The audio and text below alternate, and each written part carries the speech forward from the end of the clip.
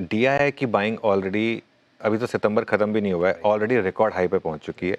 और एफआईआई की जो होल्डिंग है वो 2012 के बाद के सबसे कम लेवल पर है। तो इसको आप कैसे देख रहे हैं? एक तरफ तो हम अब ऑब्वियसली एफआई फ्लोज पर जो मार्केट एक समय पे 20% गिर जाता था, एटलीस्ट उससे हम बाहर आ गए, लेकिन एट द सेम टाइम क्या हमें वो वापस एफआई फ्लोज मिलेंगे? और दूसरा ये जो डीआई और जो डोमेस्टिक बाइंग है, क्या यही अब बस मार्केट को पावर ऑन करेगी यहाँ से भी? So I mean nobody has the answer, that is only God can tell you.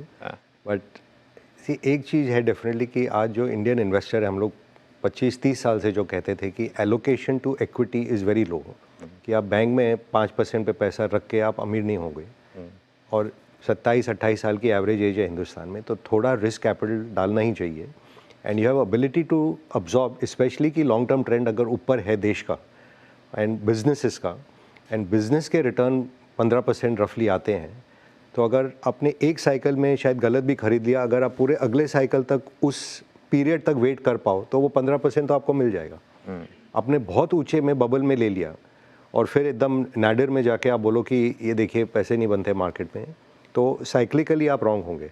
अब आज का जो वातावरण है वो ऐसा तो है नहीं कि पेसिमिज्म है, ऑप्टिमिस्टिक मार्केट है।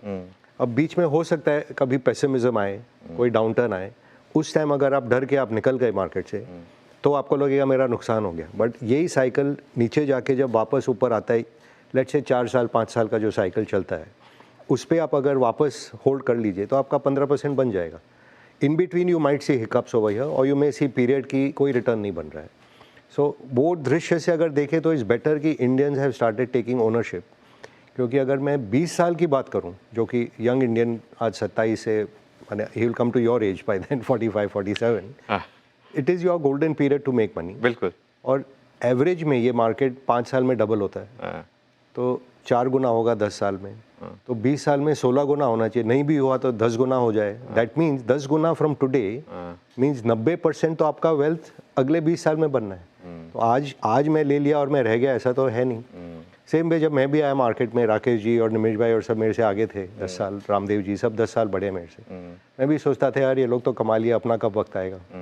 बट मैं भी अब 35 साल हो गए, और बिना जाने बिना कुछ गलत काम किए आप एवरेज काम भी करते रहो, बहुत पैसे बनते हैं हिंदुस्तान में, because we are in the right country. और अपना वक्त है कि वेस्ट में यूएस के ये 5-7 कंपनी छोड़ दीजिए, अगर आप यूरोप में पैदा हुए तो आपका सारा ग्रोथ 100 साल पहले हुआ था। आप जापान में थे, आपका ग्रोथ बैकग्राउंड में है। आप इस रीजन में पैदा होते तो जान की हामी है कि अब आप पाकिस्तान में, तो एटलीस्ट यू आर ब्लेस्ड, आप हिंदुस्तान में पैदा हुए हो। Worry not, we have a good great leader, I would say country is doing very well. तो अगर ये वातावरण चलता रहा, हिंदुस्तान यंग है, एंटरप्रेन्योरियल है, टेक्नोलॉजी ओरिएंटेड है, तो पेशेंस रखने की बात है बस। सो थोड़ा रिटर्न एक्सपेक्टेशन मेलो करें, टाइम होराइजन ज़्यादा लंबा करें। It is a place to be, ये मार्केट में बने रहिए। बिल्कुल, थैंक्स फॉर रिमाइंडिंग।